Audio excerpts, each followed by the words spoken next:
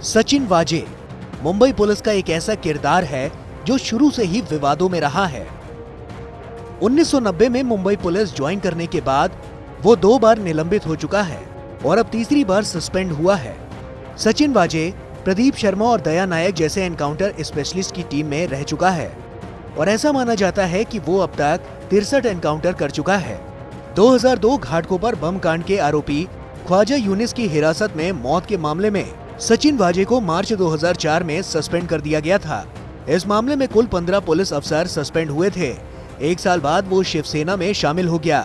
16 साल बाद 2020 में तत्कालीन पुलिस कमिश्नर परमवीर सिंह ने सचिन का निलंबन रद्द किया। इसकी वजह ये बताई गई थी कि कोरोना संकट के चलते स्टाफ की कमी है। वापसी के 4 दिन बाद ही मुंबई क्राइम ब्रांच की क्रिमिनल इंटेलिजेंस इकाई में उसकी पोस्टिंग कर दी गई थी। उसके रुतबे का अंदाजा इस बात से भी लगाया जा सकता है कि निचले स्तर का अधिकारी होकर भी वो सीधे पुलिस कमिश्नर को रिपोर्ट करता था। वो हाई प्रोफाइल केस की जांच करता था। यहाँ तक कि एंटीलिया विस्फोट केस की जांच की जिम्मेदारी भी उसे ही सौंपी गई थी। हर महीने 100 करोड़ की उगाही पर परमवीर सिंह के आरोप के मुताबिक उसकी पहुंच महाराष्ट्र के गृह मंत्री तक भी थी, लेकिन उसकी मुसीबत की शुरुआत 25 फरवरी से हुई। 25 फरवरी को ही एंटीलिया के करीब एक स्कॉर्पियो पार्क की गई। जांच करने पर इस लावारिस गाड़ी में विस्फोटक जिलेटिन की 20 छड़ें मिली थी और साथ ही धमकी भरा पत्र भी।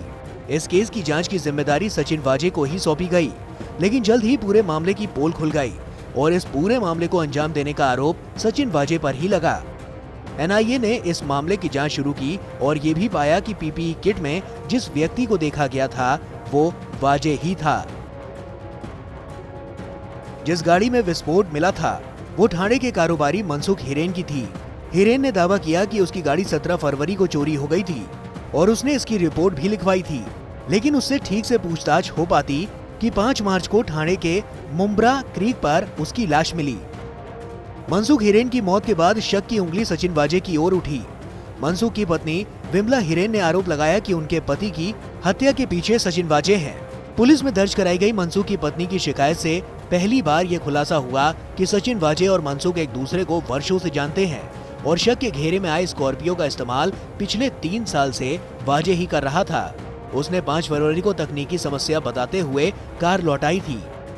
विमला हिरेन का दावा है कि सचिन वाजे ने उनके पति से कहा था कि एंटीलिया बम केस में उन्हें गिरफ्तार किया जाएगा, लेकिन वो ये सुनिश्चित करेंगे कि कुछ ही दिनों में उन्हें जमानत मिल जाए। 4 मार्च को मनसुख क्राइम ब्रांच के किसी अधिकारी से मिलने के लिए घर से निकले, लेकिन फिर उनकी लाश ही मिली। 13 मार्च को एनआईए ने वाजे को पूछताछ के लिए बुलाया। 12 घंटे की पूछताछ के बाद उसे गिरफ्तार कर लिया गया।